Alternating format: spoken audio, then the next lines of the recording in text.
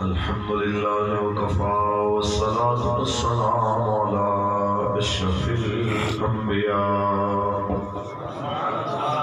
وعلى آله وأصحابه أولي الصدق والصفاء. أما بعد فقد قال الله تبارك وتعالى في كلامه المجيد: لقد كان لكم في رسول الله أسوة حسنة. وقال الله تعالى في مقام آخر: ورفعنا لك ذكرك. صدق الله العظيم. إن الله وملائكته يصلون على النبي يا أيها الذين آمنوا صلوا عليه وسلموا تسليما. وشفع لك الصلاة والسلام عليك يا سيدي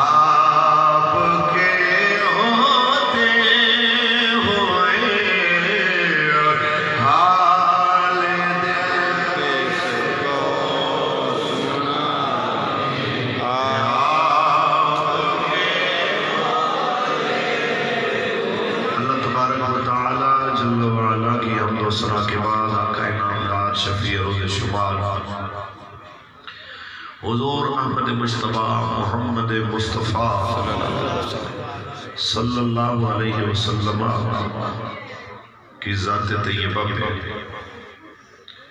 لامحدود درود و سلام کے نذرانے پیش کرنے کے بعد محفل پاک میں تشریف فرما علماء کرام، مشائخ اہل سنت، سادات کرام، نبی علیہ السلام، آپ کے پاک آل اور آپ کے پاک اصحاب کے غلامان، بالخصوص محافظ ختم نبوت و ناموس رسالت جناب محمد مقصود احمد قادری صاحب،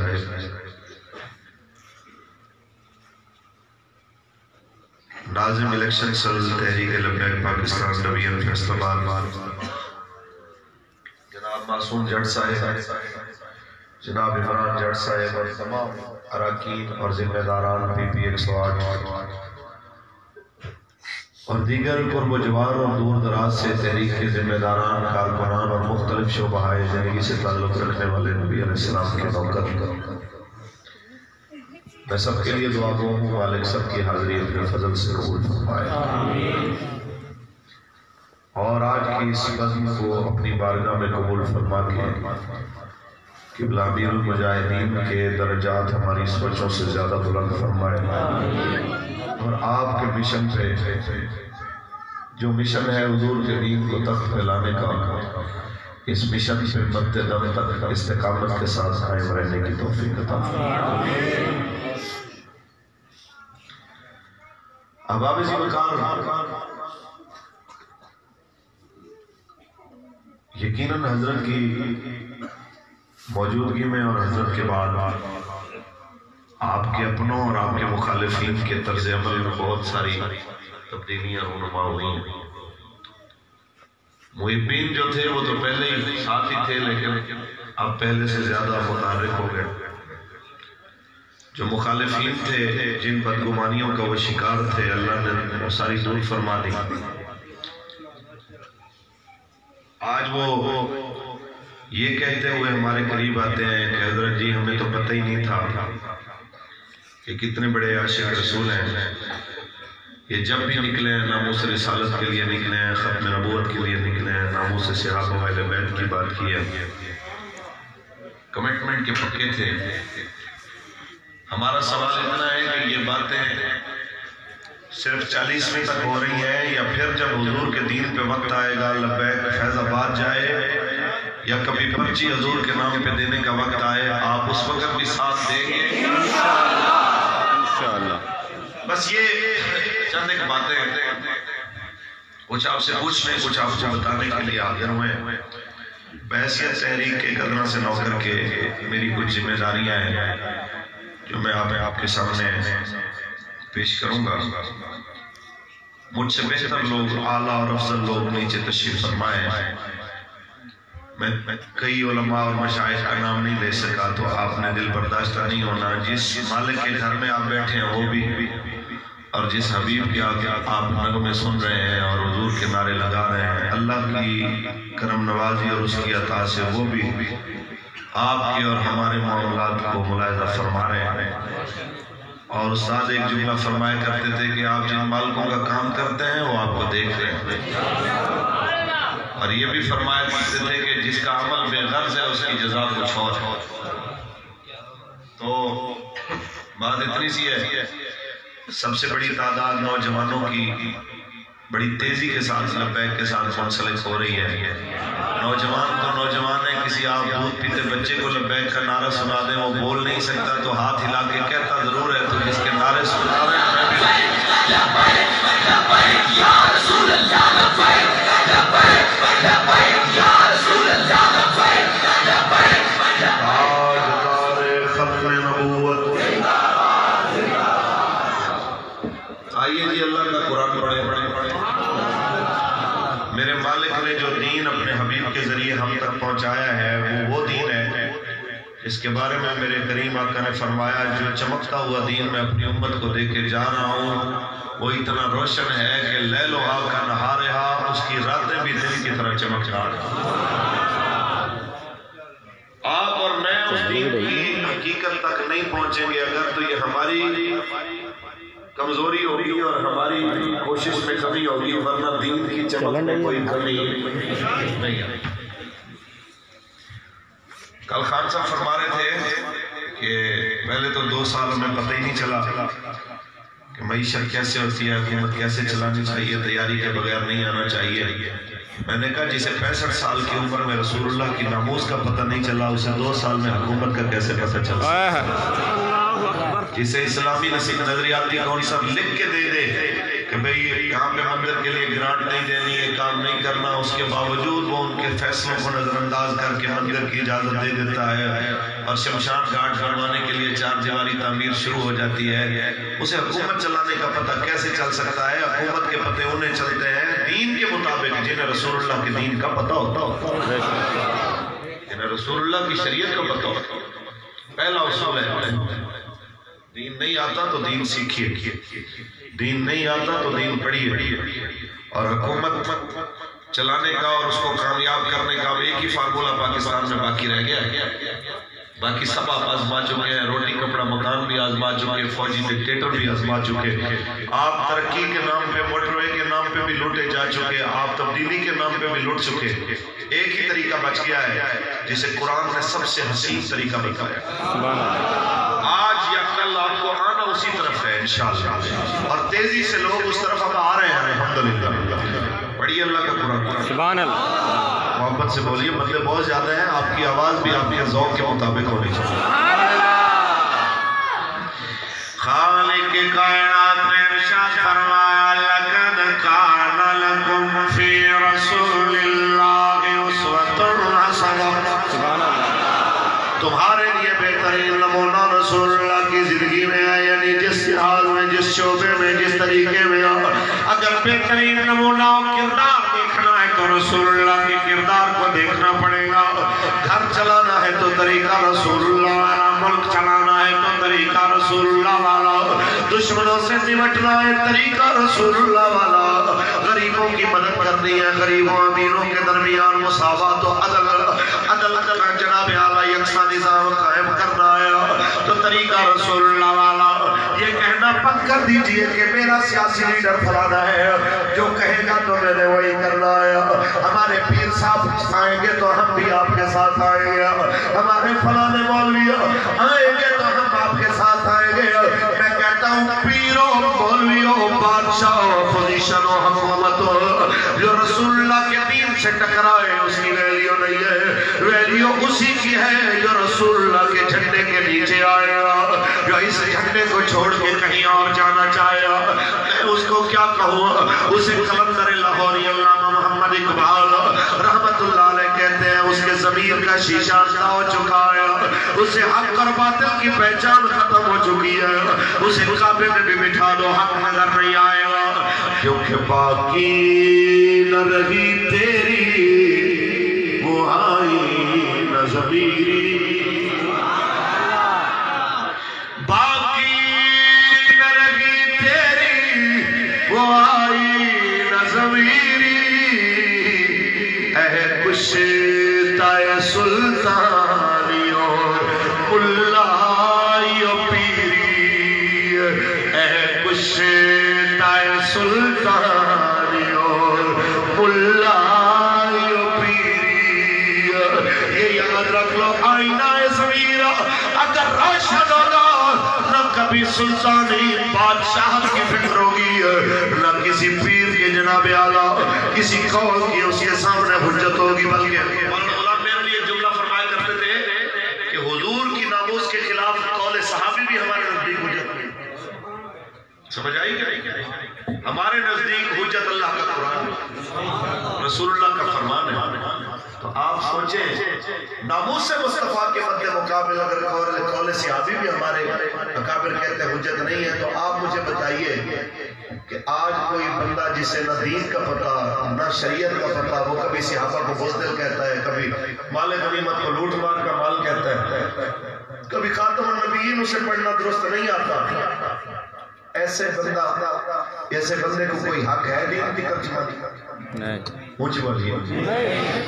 پھر کہتے ہیں مولوی صاحب ہم کمزور ہیں، بار بار معیشت کا رونا، جس معیشت کے لیے ہماری قوم کو الو بنایا تھا کہ ہم اتنے ڈالر لائیں گے کہ جناب باہر سے لوگ نوکریاں ڈھونڈنے کے لیے آئیں گے، تو یہ زلفی بخاری جیسے دو چار بندوں کو صحیح نوکریاں ملی ہیں، باقی تو قوم ذلیل ہی ہو رہی ہے۔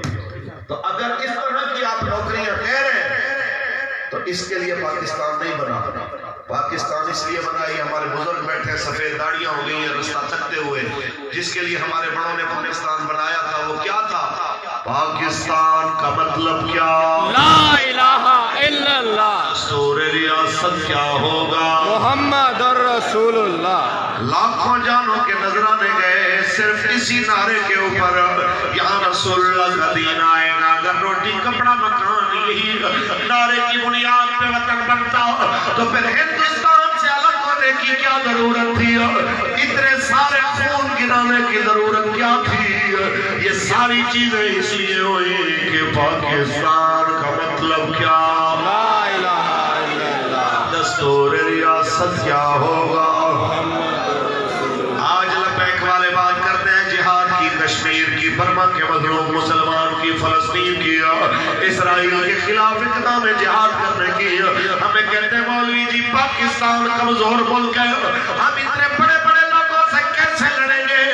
میں انہیں کہنا چاہتا ہوں کاش تم نے بیعت رضوان کو پڑھا ہوتا. ایک حضرت عثمان غنی جن کی شہادت کی خبر مشہور ہوئی تو میرے آقا نے 1400 صحابہ سے بیعت لی ہے، فرمایا آؤ موت پہ بیعت کرو، ہم نے عثمان کا بدلہ لینا آیا.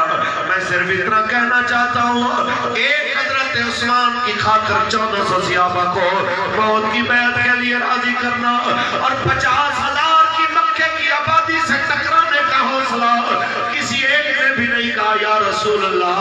ایک بندے کے لیے سب کو داؤ پہ نہیں لگانا چاہیے، بلکہ میرے آقا کے سارے صحابہ نے آ کے بیعت کیا. اور پھر جناب اعلیٰ اس سے آگے چلیے. میرے کریم آقا دو عالم نے 3,000 کو 2 لاکھ کے مقابلے میں روانہ فرمایا. جنگ موتا کے موقع پہ کسی نے نہیں کہا حضور اتنے بڑے لشکر کے سامنے ہم کمزور کیا لڑیں گے. 305 بندے 1000 کے مقابلے میں بدر میں کیسے آئے؟ یا 313؟ ذرا سوچئے 1000 سے کم بندے احد میں 3000 کے مقابلے میں کیسے آئے؟ کیونکہ میرے اور آپ کے آقا نے یہی سمجھایا مسلمان تعداد کی بنیاد پہ کبھی بھی نہیں جیتا کرتا، وہ جب بھی جیتا ہے اللہ کی مدد سے جیتا. الجہاد الجہاد لبیک لبیک الجہاد الجہاد لبیک لبیک لبیک لبیک الجہاد الجہاد. یہاں پہ آپ کو یہ بھی بتاؤں پی 108 والوں، یہ قبلہ بابا جی کی کرامت ہے کہ جو کام کفر نے اربوں ڈالر لگا کے روکا تھا، بابا جی نے ان کے اربوں ڈالر ضائع کر کے 2-4 سال میں وہ سارا کام کر زندہ فرما. میں مثال دینا چاہتا ہوں. مشرف کے دور میں پاکستان کے تعلیمی نصاب میں سے جہاد کی آیتوں کو نکالا گیا اور جہاد کے لفظ کو دہشت گردی سے تعبیر کیا گیا. دہشت گردوں کو پہلے تخریب کار کہا، اس کے بعد دہشت گرد کہا، ایکسٹریمسٹ کہا، شدت پسند کہا. جہاد کا نعرہ کیا نام لینا ہی جرم بن گیا. تو بابا جی کی 2-4 سال کی محنت میں بچے کی زبان میں پھر نعرہ وہی آ گیا، الجہاد الجہاد لبیک لبیک لبیک لبیک الجہاد الجہاد. اربوں ڈالر کفر نے لگائے، کسی نہ کسی طریقے سے 295 کو ختم کر دیا جائے. لوگوں کو پتہ ہی نہیں تھا یہ 295 ہے کیا. اصل میں یہ ناموس رسالت کے تحفظ کا قانون تھا. بابا جی نے بچے کو نبی پاک کی حدیث یاد کروا دی، من سب نبیا من سب نبیا، جس کا ترجمہ ہے گستاخ رسول کی ایک سزا، گستاخ رسول کی ایک سزا، گستاخ رسول کی ایک سزا. یہاں میں بس اتنا کہوں گا کہ جو کہتے ہیں یہ اکیلا بندہ میں کیسے کام کروں، پوری بستی میں اور کوئی لپیٹ والا نہیں ہے، فلانی پارٹی والے ہیں، فلانی پارٹی والے، فلانی تنظیم والے، فلانی جماعت والے. تو بس اتنا یاد رکھیے اقبال فرماتا ہے کام کا ایک بھی بندہ ہو تو منظر بدل دیتا ہے. کہ چڑھتی ہے جب فقر کی شان پہ تیرے خودی. آپ یہ جو چھریاں تیز کرتے ہیں اسے کیا کہتے ہیں؟ ساری کہتے ہیں کہ فقر کی شان پہ جب خودی اور غیرت کی تلوار تیز ہوتی ہے تو پھر ایک بندے کا جو وار ہوتا ہے وہ کام کرتا ہے جو بڑی بڑی فوجیں کرنا تھی. جو فوجوں کا کام ہوتا ہے وہ اللہ ایک بندے کے ایک وار سے لے لیتا ہے. آپ بتائیے کفر کے اربوں ڈالر ممتاز قادری نے ایک وار سے ضائع کیے تھے. اس سے پہلے پاکستان کے بڑے بڑے پیر، میں نام نہیں لیتا، اچھا یہ بھی غلط ہے، کچھ کہتے ہیں یہ پیروں کو نہیں مانتے. بھئی بات اتنی ہے ہم پیروں کے غلام ہیں، پیروں کے نوکر ہیں، لیکن اس پیر کے نوکر ہیں جسے رسول اللہ کے دین کی غیرت بھی ہوتی. جس پیر کو اپنے آستانے کی غیرت ہو اور ناموس رسالت کے مسئلے میں کہے کہ نہیں جی ہم تو پھر سب کو ساتھ لے کے چلتے ہیں، فلانے بھی ہمارے ساتھ ہیں، فلانے جی گدی کا مسئلہ ہے آپ ذرا دیکھیں بھی تو صحیح. میں کہتا ہوں ایسی کروڑوں گدیاں اس خاک پہ قربان جہاں سے رسول اللہ کی سواری ایک بار گزری. پاک گزرے. ہم پیر اسے مانتے ہیں جو اپنی پگڑی اور اپنی گدی کو کہے یہ گدی بعد میں، ہماری پگڑیاں بعد میں، حضور کی عزت سب سے پہلے. کیا آپ سب کون کہہ رہے ہیں؟ اپنے پیروں کو دیکھیے، جس کا پیر ناموس رسالت کے لیے ساتھ کھڑا ہے اس کے قدموں کو چومنا بھی ثواب ہے، اور جس کا پیر ناموس صحابہ و اہل بیت اور ناموس رسالت کے مسئلے میں کہتا ہے کہ نہیں جی ہماری تو پھر سب کے ساتھ ہے، تو پھر ذرا سوچئے جو اپنے نبی کا وفادار نہیں وہ اپنے مرید کا کیسے وفادار ہوتا؟ سمجھے؟ ایک بندہ ہو کام کا ہو، اس لشکر سے بہتر ہے جو بیکار ہو اور صرف باتیں کرنے والا ہو، گپی ہو. اقبال کیا کہتا ہے؟ اونچی بولی. سبحان اللہ. اقبال کہتا ہے چڑھتی ہے جب فقیر کی شان پہ تیرے خودی، چڑھتی ہے جب فقیر کی شان پہ تیرے خودی، ایک سپاہی کی ضرب کرتی ہے کارے سپاہ، فخر ہے میروں کا میر، فخر ہے شاہوں کا شاہ. لبیک لبیک لبیک یا رسول اللہ، لبیک لبیک لبیک یا رسول اللہ، لبیک لبیک لبیک یا رسول اللہ، لبیک لبیک لبیک یا رسول اللہ، لبیک لبیک لبیک یا رسول اللہ. تاجدار ختم نبوت زندہ باد زندہ باد. دل کی تختی پہ لکھ لیجئے. جو لوگ کہتے ہیں نا بابا جی تو چلے گئے اب کیا ہو گیا، میں نے کہا بابا جی نے کبھی یہ کہا تھا میں نے تخت پہ آنا ہے، کبھی یہ کہا میری اولاد نے میری شورا نے تخت پہ آنا ہے، یہی کہا ہے ہم نے حضور کے دین کو تخت پہ لانا ہے. حضرت کا مشن زندہ ہے. فلانے لیڈر کی باتیں کرنے والے میں ان سب کو کہنا چاہتا ہوں کہ کہتے ہیں نا بابا جی کی کوئی خاص بات، میں نے کہا بابا جی کی خاص بات یہ کہ پاکستان کا وہ واحد لیڈر تھا جو ہر تقریر میں کشمیر کی بیٹی کی بات کرتا تھا. پاکستان کا وہ واحد لیڈر تھا جو اکثر اپنی تقریروں میں عافیہ صدیقی کی بات کرتا تھا. پاکستان کا وہ واحد لیڈر تھا جو برما اور شام اور فلسطین کی بیٹیوں کی بات کرتا تھا. کہتے ہیں حضرت صاحب دیکھیں نا اب دو چار قیدیوں کی خاطر یا چند کشمیریوں کی خاطر چند فلسطینیوں کی خاطر بندہ ملک کو داؤ پہ لگا دے، یہ کیا بات ہوئی؟ میں نے کہا آپ لوگوں نے سمجھا نہیں. رسول اللہ نے ارشاد فرمایا جس سے کسی مسلمان کو کسی غیر کی قید سے چھڑایا تو حضور نے فرمایا پتہ ہے اس کا اجر کیا ہے؟ فرمایا جس نے غیر کی قید سے مسلمان کو آزاد کرایا تو اس نے سمجھو مجھے آزاد کرایا، وہ قیدی میں مصطفیٰ ہوں. آپ سوچ لیجئے کہ رسول اللہ فرمائے کہ اس نے اس قیدی کو نہیں چھڑایا بلکہ مجھے چھڑایا ہے. تو اگر یہ جذبہ ہمارے مسلمان حکمرانوں میں ہوتا کہ یار جو غیروں کی قید میں ہمارے مسلمان ہیں، جو گوانتانامو میں ہے، جو اسرائیل کی قید میں ہے، جو انڈیا کی قید میں ہے، وہ کریم آقا کے کتنے جناب منظور نظر ہے کہ رسول اللہ کے دین کی وجہ سے انہیں حضور کی نظر میں کیا مقام ہے. اگر ان لوگوں کو اس کا اندازہ ہوتا تو اس طرح بے حس بن کے بیٹھے ہوتے. پھر یہ باتیں کرتے ہیں کہتے ہیں ہم بھی عاشق رسول ہیں. ہم کہتے ہیں عاشق رسول ہو تو کام بھی پھر عاشق رسولوں والا ہونا چاہیے. کیا خیال ہے جی؟ کام بھی پھر وہی کرو، لوگوں کو پتا چلے جناب یار یہ رسول اللہ کے غلام ہیں. اور جب واقعی رسول اللہ کے غلام بنے گے تعداد میں تھوڑے بھی ہوئے تو اللہ تعالیٰ آپ نے برکت ڈال دی. اللہ محمد اقبال رحمت اللہ تعالیٰ آپ سے اس کا حل پوچھئے بابا جی یہ بتائیے ہمارے حکمران ڈرتے بات ہے 56 اسلامی ممالک ہیں پھر بھی ہمیں کافر مار رہا ہے، ہم فلسطین میں مر رہے ہیں، ہم افغانستان میں لٹ رہے ہیں، ہم جناب اعلیٰ برما یمن شام میں مر رہے ہیں، ہماری وجہ کیا ہے مرنے کی؟ اقبال فرماتا ہے اس لیے کہ تمہارے حکمرانوں نے کلمہ اس سے اوپر پڑھا ہے، گلے سے نیچے نہیں پڑھا. اگر کلمہ اندر سے پڑھتے تو مسلمان یوں حالت میں ادا ہوتا جس میں موجود ہے. کیوں کس لیے؟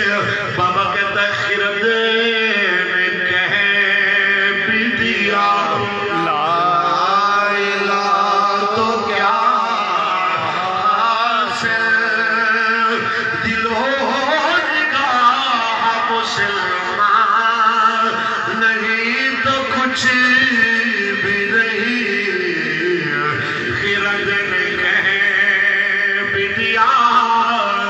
دوسری کیا وجہ ہے؟